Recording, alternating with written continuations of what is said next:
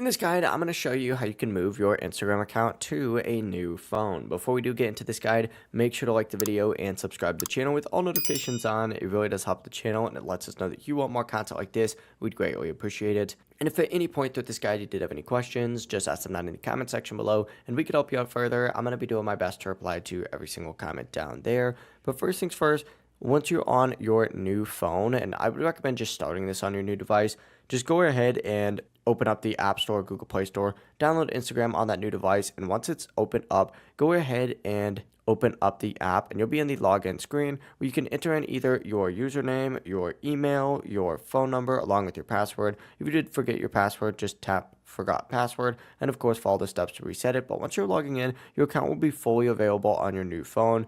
If you want, you can log out of your old phone as well. To do this, just go on Instagram on your old phone, tap the profile icon down in the bottom right, and then select the three lines up in the top right, and scroll all the way down to the very bottom where you could just hit log out.